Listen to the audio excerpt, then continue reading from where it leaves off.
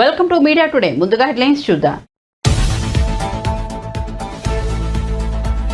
CM Jagan camp కార్యాలయంలో నూతన సంవత్సర వేడుకలు. తాడేపల్లి క్యాంప్ కార్యాలయంలో కేక్ కట్ చేసి అందరికీ శుభాకాంక్షలు తెలిపిన సీఎం.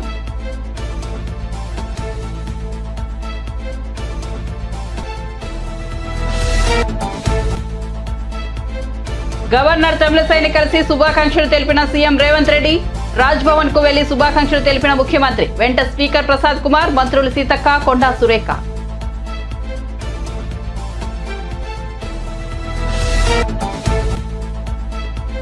డిజిటల్ క్యాలెండర్ ను ఆవిష్కరించిన నారా భువనేశ్వరి. నూతన సంవత్సరం వేళ నారా భువనేశ్వర్ ఆసక్తికర వ్యాఖ్యలు.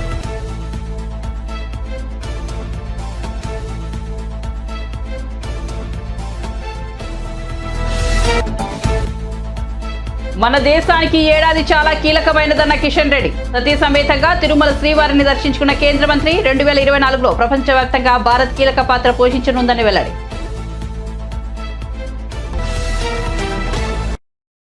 ఇక వార్త వివరాల్లోకి వెళ్తే, తాడేపల్లిలోని సీఎం జగన్ క్యాంపు కార్యాలయంలో నూతన సంవత్సర శోభ వెల్లివిస్తుంది. ముఖ్యమంత్రి YS Jagan special cake cut చేశారు. అందరికీ శుభాకాంక్షలు చెప్పారు. రాష్ట్ర CS Jawahar Reddy, DCP KV Rajendranath, ఇతర ఉన్నతాధికారులు సీఎం జగన్ ను కలిసి ఆయనకు విశేష తెలిపారు. ఈ క్రమంలో తిరుమల నుంచి వచ్చిన టీటీడీ అర్చకులు సీఎం జగన్ కు వేద ఆశీర్వచనం అందించారు. స్వామివారి శేషవస్త్రం, ప్రసాదాలు, టీటీడీ క్యాలెండర్, డైరీలను సీఎం జగన్ కు అందించారు.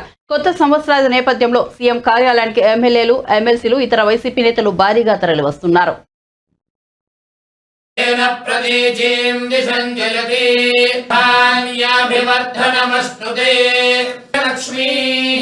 నిఖిల గుణగణాడంబరీర్తి లక్ష్మీః సర్వాంగే సౌమ్యలక్ష్మీః మయతు విజయతాం సర్వసామ్రాజ్యలక్ష్మీః భామానం మహీయతే ధాన్యం ధనం వశుం బహుపుత్రలాభం శతసంవత్సరం దీర్ఘాయుః శ్రీప్రసన్నర ప్రసాద సిద్ధిరస్తు సమృద్ధిరస్తు పరోత్తరాభివృద్ధిరస్తు.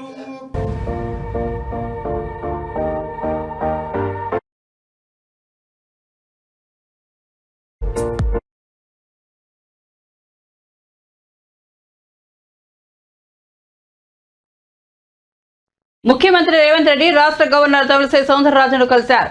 రాజ్భవన్ కు వెళ్లిన సీఎం ఆమెకు నూతన సంవత్సర శుభాకాంక్షలు తెలిపారు. గవర్నర్ ను కలిసిన వారితో ముఖ్యమంత్రితో పాటు సభాపతి కడ్డం ప్రసాద్ కుమార్, మంత్రులు సీతక్క, కొండా సురేఖ ఉన్నారు. పుష్పగుచ్చం ఇచ్చి సీఎం, గవర్నర్ పరస్పరం శుభాకాంక్షలు చెప్పుకున్నారు. ఆ తర్వాత గవర్నర్ కు సీతక్క శాల్వా కప్పి సత్కరించారు. కొండా సురేఖ నూతన సంవత్సరం సందర్భంగా గవర్నర్ కు ఓ పూల మొక్కను అందించారు. ఆ తర్వాత కాసేపు కూర్చొని ముచ్చటించారు. కాగా గవర్నర్ తమిళసై, సీఎం రేవంత్ రెడ్డిలు ప్రజలందరికీ ఆంగ్ల నూతన సంవత్సర శుభాకాంక్షలు తెలియజేశారు.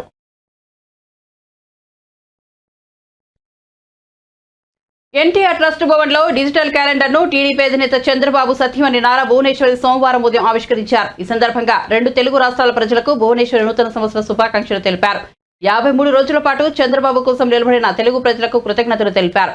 కేసులకు భయపడకుండా ప్రజలు బయటకు వచ్చి తమను అండగా నిలబడ్డారన్నారు. చంద్రబాబు కోసం నిలబడినందుకు కృతజ్ఞతలు తెలియజేశారు. ముఖ్యంగా మహిళలు తన మనస్సులో ఎప్పటికీ ఉండిపోతారన్నారు. ప్రపంచవ్యాప్తంగా చంద్రబాబు కోసం తెలుగు ప్రజలు నిలబడ్డారన్నారు. నూతన ఏడాదిలో అందరూ సంతోషంగా ఉండాలని ఆకాంక్షించారు. కొత్త ఏడాదిలో ప్రజలు అనుకున్న లక్ష్యాలను సాధించాలన్నారు. చిరునవ్వుతో రోజును ప్రారంభిస్తే లక్ష్యాన్ని సాధించవచ్చని నారా భువనేశ్వరి పేర్కొన్నారు. ఈ కార్యక్రమంలో ఎన్టీఆర్ ట్రస్ట్ భవన్ సిబ్బంది పాల్గొన్నారు. ఈ సందర్భంగా భువనేశ్వరికి సిబ్బంది నూతన సంవత్సర శుభాకాంక్షలు తెలియజేశారు.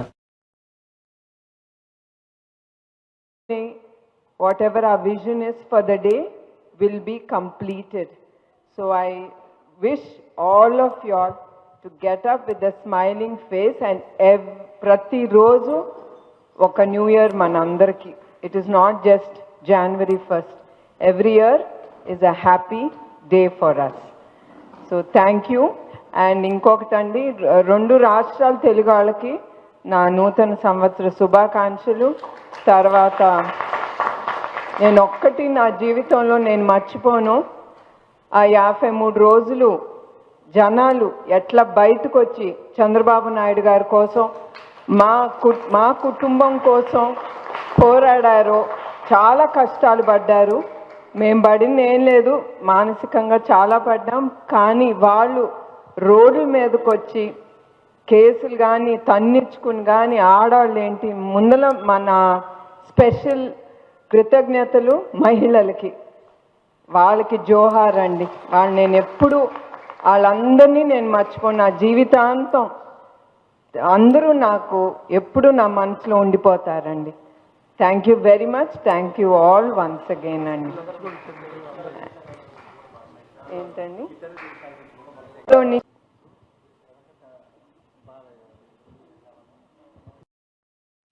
గుంటూరు వెస్ట్ నియోజకవర్గంలో మంత్రి విడుదల రజని కార్యాలయంపై టీడీపీ జనసేన కార్యకర్తలు దాడులు చేశారు. కొత్తగా నిర్మించిన ఆఫీసుపై రాళ్ల దాడికి తెగబడ్డారు. ఫ్లెక్సీలను చించేసి అద్దాలు ధ్వంసం చేశారు. ఈ నేపథ్యంలో మంత్రి విడుదల రజని సోమవారం ఉదయం పార్టీ ఆఫీసు వద్దకు చేరుకుని పరిశీలించారు.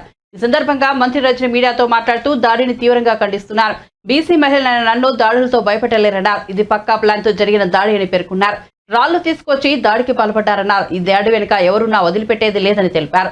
అధికార దాహంతోనే ఈ దాడికి పాల్పడ్డారని ఆరోపించారు. ఎన్నికల్లో ఓడిపోతామనే భయంతోనే ఇదంతా చేస్తున్నారన్నారు.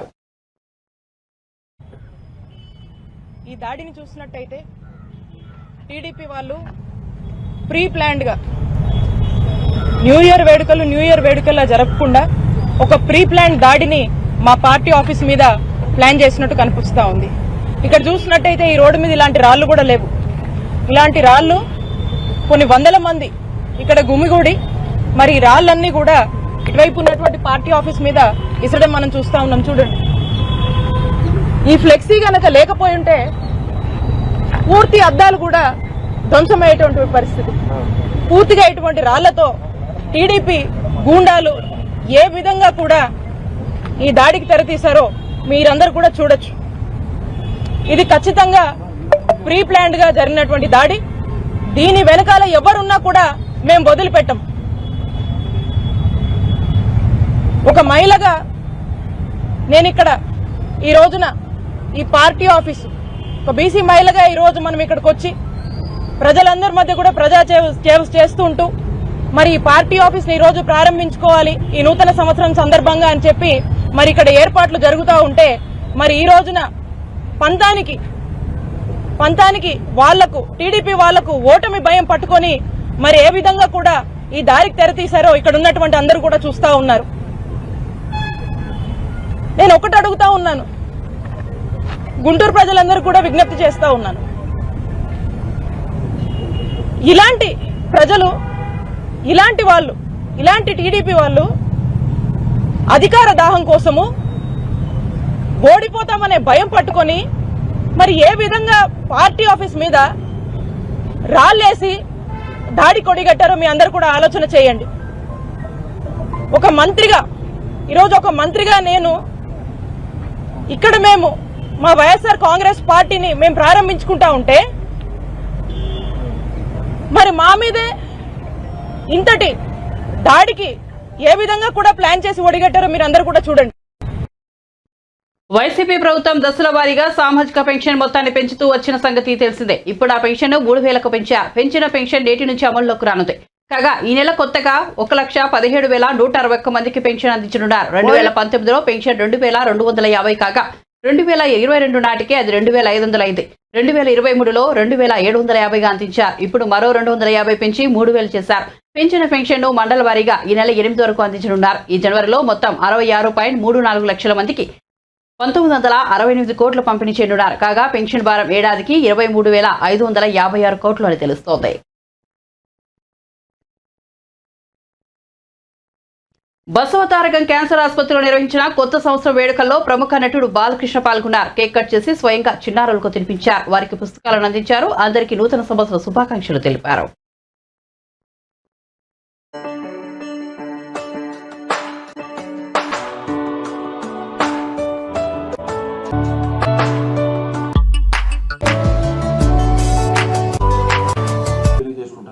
Happy new year everybody. ఇప్పుడు 2024లోకి అడుగుదాము. అంటే ప్రతి సంవత్సరం మనకి అంటే ఈ ఆసుపత్రికి సంబంధించి ప్రతి సంవత్సరం కూడా మనకి ఎంతో అంటే మన జ్ఞాపకాల్లో అంటే ప్రతి సంవత్సరం ఒక ఛాలెంజ్గా తీసుకుని ఆ ఆసుపత్రి ప్రారంభం నుంచి అంటే శంకుస్థాపన నుంచి కూడా పడ్డ కష్టాలు 1989లో నాన్నగారు ఇక్కడ భూమి పూజ చేయడం, అప్పుడు గోడల శివప్రసాద్ గారు, నూరి దత్తాత్రేయుడు గారు వాళ్ళందరూ కలిసి చేయడం. అలాగే ప్రతి సంవత్సరం అప్పుడు ఎన్నో ఆర్థికంగా ఎన్నో ఇబ్బందులు ఎదురు కావడం, అలాగే ప్రభుత్వాలు మారడం, దానివల్ల జాప్యం జరగడం, ఎంతోమంది దాతలు ఇప్పుడు వెంకటేశ్వర కానివ్వండి, లేకపోతే మేడం తొలసి గారు కానివ్వండి, పోలవరపు వాళ్ళంతా కూడా టాటా మెమోరియల్, తర్వాత చంద్రబాబు నాయుడు గారు ఆయన వచ్చాక వాళ్ళని, అలాగే ఈ ఎంపీ ల్యాడ్స్ నుంచి డబ్బు తీసుకురావడం, అలా అలా అలా చేసుకుంటే ఆసుపత్రిని. సో ప్రతి సంవత్సరం ఏదైతే ఈ క్యాన్సర్ వ్యాధులు ప్రపంచవ్యాప్తంగా, అంటే హాస్పిటలే కాకుండా రీసెర్చ్ అండ్ డెవలప్మెంట్ కూడా, సో దాంట్లో అన్ని విషయాల్లో కూడా ఏది ఒక ఆసుపత్రికి వచ్చే పేషెంట్ ఎక్స్పెక్టేషన్స్కి తగ్గకుండా ఈ ఆసుపత్రిని అభివృద్ధి చేసుకుంటూ, అంటే గత సంవత్సరాన్ని మర్చిపోకుండా ఆ గత సంవత్సరంలోని అనుభవాలను నెమరేసుకుంటూ మనం ప్రస్తుతం జీవిస్తూ భవిష్యత్తు గురించి ఒక రోడ్ మ్యాప్ వేసుకుంటూ ఈ యొక్క ఆసుపత్రిని మరి ఈరోజు ఈ స్థాయికి తీసుకొచ్చిన ప్రతి ఒక్కరికి నా ధన్యవాదాలు తెలియజేసుకుంటున్నాను. గ్రీన్ ఇండియా ఛాలెంజ్ సంప్రదాయాన్ని నిబద్ధతతో కొనసాగిస్తామని బీఆర్ఎస్ ఎంపీ జోగినిపల్లి సంతోష్ కుమార్ అన్నారు. కొత్త సంవత్సరం వేళ ఆయన గ్రీన్ ఇండియా ఛాలెంజ్ లో పాల్గొన్నారు.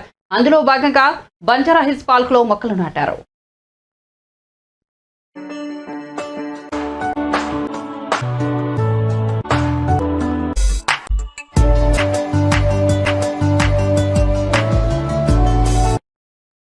బీఆర్ఎస్ వర్కింగ్ ప్రెసిడెంట్ మాజీ మంత్రి కేటీఆర్ సోమవారం పారిశుద్ధ కార్మికులతో కలిసి భోజనం చేశారు. ఆంగ్ల నూతన సంవత్సరం సందర్భంగా పారిశుద్ధ కార్మికులతో కలిసి ఆయన తెలంగాణ భవన్లో వేడుకలు జరుపుకున్నారు. ఈ సందర్భంగా వారితో కాసేపు ముచ్చటించి ఆ తర్వాత కలిసి భోజనం చేశారు. కార్మికులతో సెల్ఫీలు దిగారు. ఈ కార్యక్రమంలో జీహెచ్ఎంసీ మేయర్ గద్వాల విజయలక్ష్మి పాల్గొన్నారు. ఇదిలా ఉండగా కేటీఆర్ ను పలువురు బీఆర్ఎస్ ప్రజాప్రతినిధులు, నేతలు, కార్యకర్తలు కలిసి నూతన సంవత్సర శుభాకాంక్షలు తెలిపారు.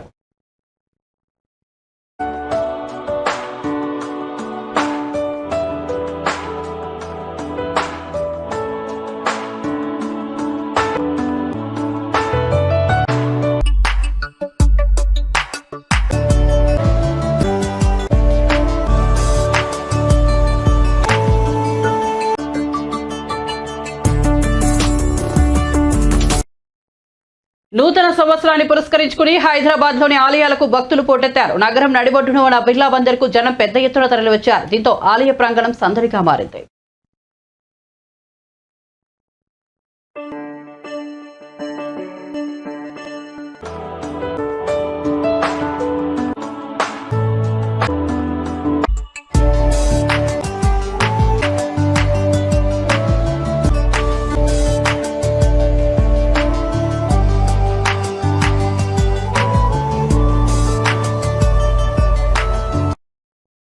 నూతన సంవత్సరం సందర్భంగా యాదాద్రి శ్రీ లక్ష్మీ నరసింహస్వామి ఆలయంలో భక్తుల రద్దీ పెరిగింది. భక్తుల రద్దీని దృష్టిలో ఉంచుకుని ఎలాంటి అసౌకర్యం కలగకుండా ఆలయ సిబ్బంది ఏర్పాట్లు చేశారు.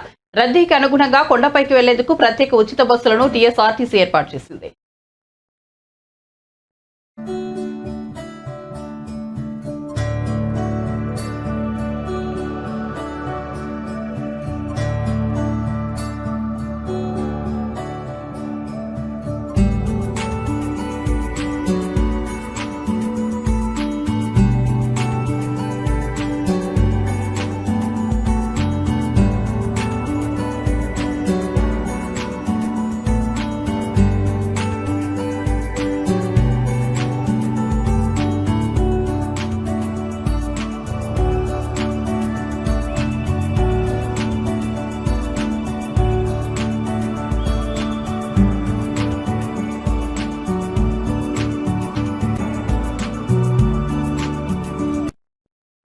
కొత్త సంవత్సరం వేళ విజయవాడ ఇంద్రకీలాద్రిపై కనకదుర్గమ్మ దర్శనానికి భక్తులు పోటెత్తారు. తెల్లవారుజాము నుంచి అమ్మవారిని దర్శించుకునేందుకు భారీగా భక్తులు క్యూ కట్టారు.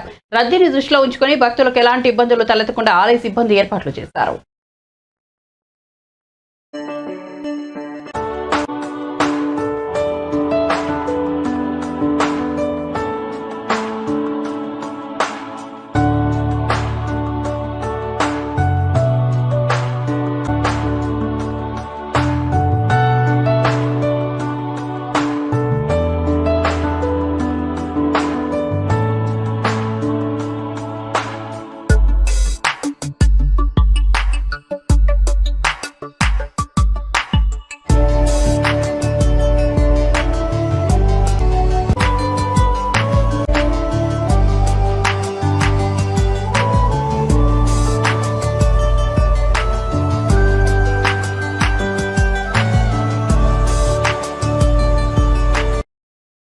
కొత్త సంవత్సరం వేళ తిరుమల శ్రీవారిని పలువురు ప్రముఖులు దర్శించుకున్నారు. సోమవారం వీఐపీ ప్రారంభ విరామ దర్శన సమయంలో విశాఖ శారదాపీఠం ఉత్తరాధికారి తోతానందేంద్ర స్వామి, తెలంగాణ ఉప ముఖ్యమంత్రి బట్టువేలు విక్రమార్క, సినీ నటుడు సుమన్లు స్వామివారి దర్శనం చేసుకున్నారు. టీటీడీ ఆలయ అధికారులు వీరికి స్వాగతం పలికి దర్శన ఏర్పాట్లు చేశారు. అనంతరం వారికి స్వామివారి తీర్థ ప్రసాదాలను అందజేశారు.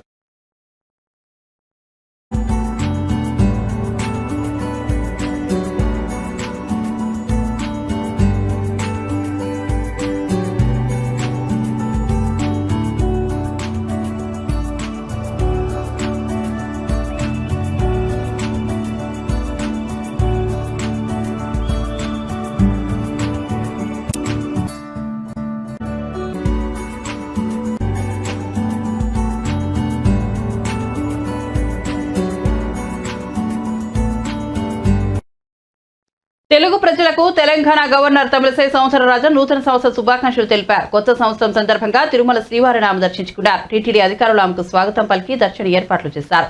దర్శనం అనంతరం స్వామివారి తీర్థ ప్రసాదాలను అందజేశారు.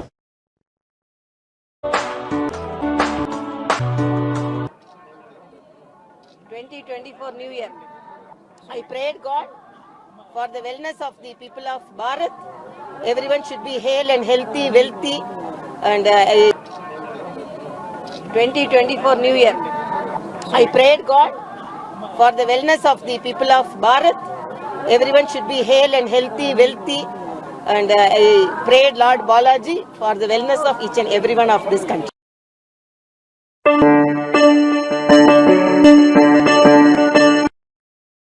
ఎంతో కాలంగా ఎదురు చూస్తున్న అయోధ్య రామ మందిరం ప్రారంభోత్సవం ఈ ఏడాదిలోనే జరగనుందని కేంద్ర మంత్రి బీజేపీ తెలంగాణ రాష్ట్ర అధ్యక్షుడు కిషన్ రెడ్డి తెలిపారు.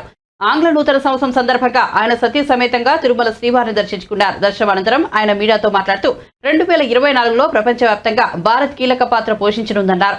మన దేశానికి ఏడాది చాలా కీలకమైందన్నారు. ఇజ్రాయెల్, గాజా, రష్యా, ఉక్రెయిన్ వంటి ప్రపంచ దేశాల సమస్యలు ఈ ఏడాది పరిష్కారమయ్యే అవకాశాలు ఉన్నట్లు తెలిపారు. ఇందులో భారత్ కీలక పాత్ర పోషించనుందని అభిప్రాయపడ్డారు.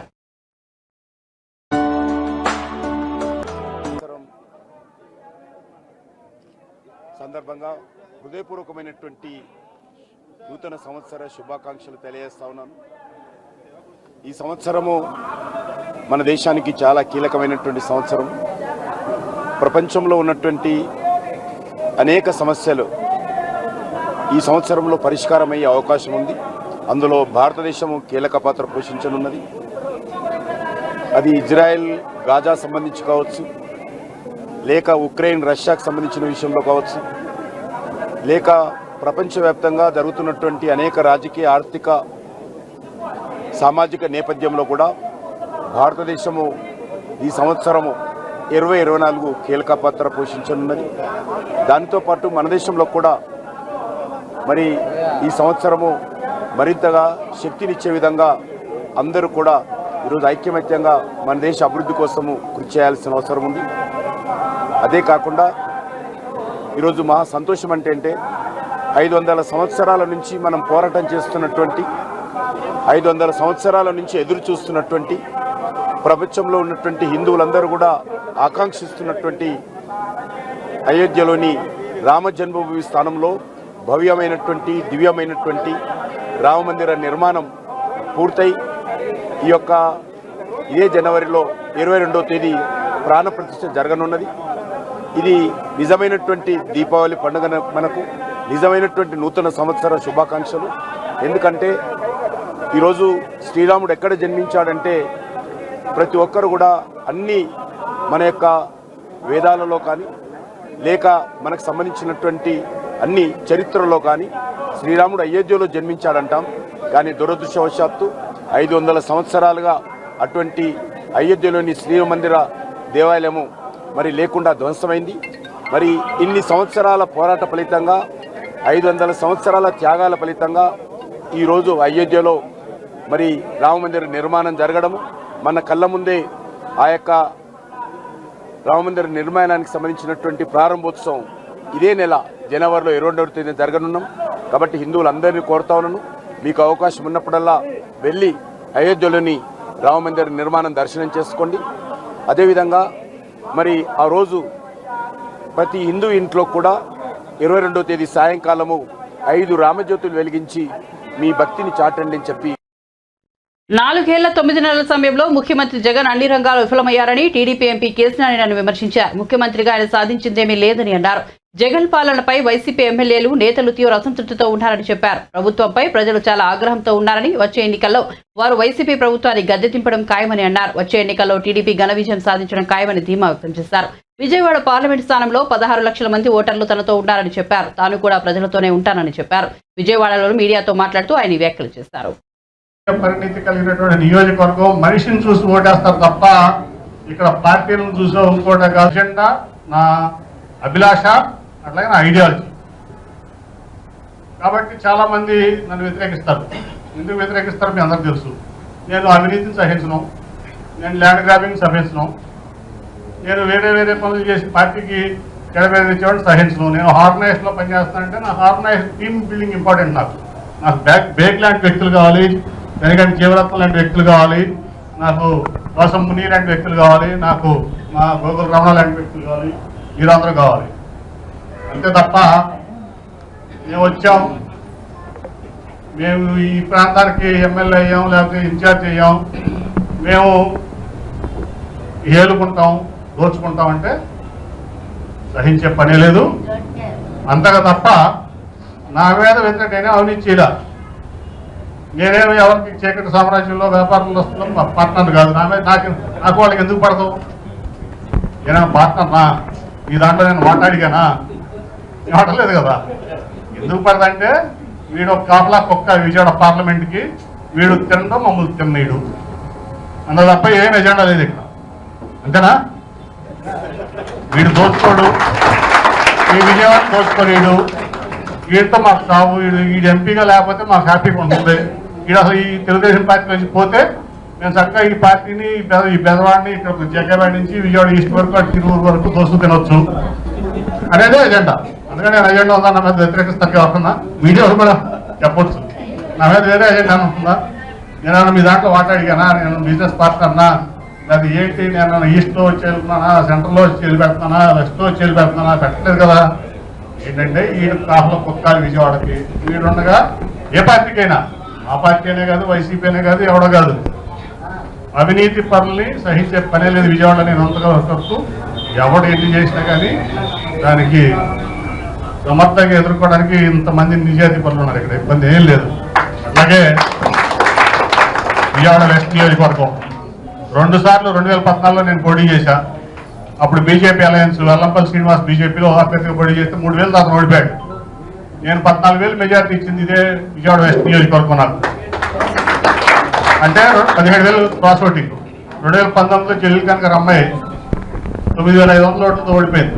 నాకు 8,500 మెజార్టీ ఇచ్చింది ఇదే పశ్చిమ నియోజకవర్గం. అంటే 2 సార్లు కూడా 17,000 క్రాస్ ఓటింగ్ నాకు వేసి ప్రజలు విజయవాడ వెస్ట్ నియోజకవర్గం అంటే రాజకీయ పరిణితి కలిగినటువంటి నియోజకవర్గం. మనిషిని చూసి ఓటేస్తారు తప్ప ఇక్కడ పార్టీలను చూసో ఇంకోట కాదు. పార్టీ సరైన వ్యక్తికి సీట్ ఇవ్వకపోతే ఖచ్చితంగా ఓడిస్తాం, సరైన వ్యక్తికి సీట్ ఇస్తే ఖచ్చితంగా గెలిపిస్తాం అనేదానికి నా 2 ఎలక్షన్లే నిదర్శనం. అటువంటి రాజకీయ పరిణతి కలవనటువంటి నియోజకవర్గం ఎప్పుడు చెబుతా విజయవాడ వెస్ట్ గురించి. అన్ని కులాలు, అన్ని మతాలు సమానంగా ఉన్నటువంటి నియోజకవర్గం. బీసీలో మరి అన్ని కులాలు, ఓసీలో అన్ని కులాలు. అటు వైశ్యాస్ ఉంటారు, ఇటు బ్రాహ్మిన్స్ ఉంటారు, కమ్మ ఉంటారు, రెడ్డి ఉంటారు. అట్లా బీసీల్లో నగరాలు ఉంటారు, యాదవులు ఉంటారు, మిగతా అన్ని చాలా కులాలు ఉంటాయి. అట్లాగే మీకు ముస్లిమ్స్, క్రిస్టియన్స్, మీకు అన్ని ఇంత సమకూర్పుకున్నటువంటి అసెంబ్లీ నియోజకవర్గం ఈ 2 తెలుగు రాష్ట్రాలు, ఒక రాష్ట్రం కాదు ఉందంటే అది విజయవాడ వెస్ట్ నియోజకవర్గం. అక్కడ ఓటర్లు కూడా చాలా రాజకీయ పరిస్థితితో ఆలోచించి ఓటేసేటువంటి ఓటర్లు నిశ్చితంగా గమనిస్తూ ఉంటారు రోజువారీగా వాళ్ళ లీడర్ని. ఎంఎస్బీకి ఏంటి, కేసీ తిన్నాని ఏంటి, లేకపోతే ఒక కాళ్ళమని వ్యాపారస్తుడు ఏంటి, లేకపోతే కనవతల గుడ్డు దోస్తే వాళ్ళు ఏంటి, అన్నీ ప్రతిదీ వాళ్ళకి తెలుసు. ప్రతి చిన్న ఇంట్లో కూడా దాన్ని బట్టే ఓటు ఉంటుంది అక్కడ. కాబట్టి మీ అందరూ కూడా చాలా ఇప్పుడు దాదాపు టీమ్ టీడీపీ విజయవాడ వెస్ట్ అంటే అన్ని రకాలుగా కూడా మరి రాధాకృష్ణ కానీ మీరందరూ కానీ ఒక టీమ్గా పనిచేస్తున్నారు మన వాళ్ళంతా కూడా. ఆ రోజు విజయవాడలో కొంతమంది ప్రెస్ మీట్ పెట్టి 50 మంది కార్పొరేషన్ ఓడించారు. కార్పొరేషన్ రావాలి వాళ్ళ స్వార్థం తన కుమారుడు రాజారెడ్డి వివాహానికి సంబంధించి వైఎస్ఆర్టీపీ అధ్యక్షురాలు వైఎస్ షర్మిల పూర్తి క్లారిటీ ఇచ్చారు. ఫిబ్రవరి 17న కుమారుడు రాజారెడ్డి వివాహం జరగనుందని ఆమె ప్రకటించారు. అట్లూరి ప్రియతో తన కుమారుడు పెళ్లి జరగనుందని చెప్పారు. ఈ నెల 18న రాజారెడ్డి ప్రియల నిశ్చితార్థం జరుగుతోందని తెలిపారు. ఈ విషయాన్ని అందరితో పంచుకోవడం సంతోషంగా ఉందని చెప్పారు. కుటుంబ సమేతంగా కాబోయే వధూవరులతో కలిసి ఇడుపులపాయలోని వైఎస్ ఘాట్కు ప్రదర్శిస్తామని పేర్కొన్నారు. తొలి వివాహ ఆహ్వాన పత్రికను నాన్న సమాధి వద్ద ఉంచి ఆయన ఆశీస్సులు తీసుకుంటామని చెప్పారు. ఈ మేరకు ఆమె ఎక్స్ వేదికగా పూర్తి వివరాలను తెలియజేశారు. మరోవైపు రాజారెడ్డి అట్లూరు ప్రియుల ప్రేమలో ఉన్న సంగతి తెలిసిందే.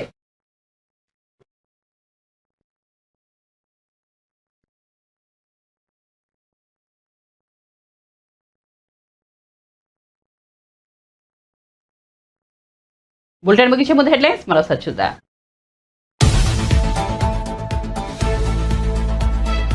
సీఎం జగన్ క్యాంపు కార్యాలయంలో నూతన సంవత్సర వేడుకలు. తాడేపల్లి క్యాంపు కార్యాలయంలో కేక్ కట్ చేసి అందరికీ శుభాకాంక్షలు తెలిపిన సీఎం జగన్.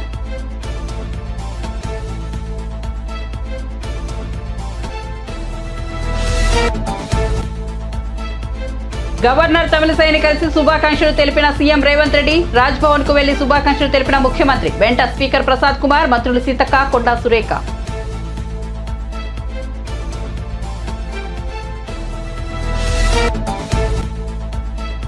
డిజిటల్ క్యాలెండర్ ను ఆవిష్కరించిన నారా భువనేశ్వర్. నూతన సంవత్సరం వేళ భువనేశ్వర్ ఆసక్తికర వ్యాఖ్యలు.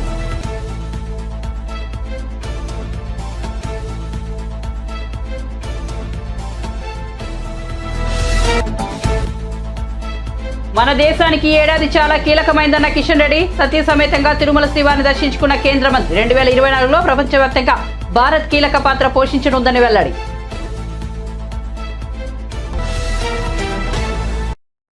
మరిన్ని అప్డేట్స్ కోసం చూస్తూనే ఉండండి మీడియా టుడే.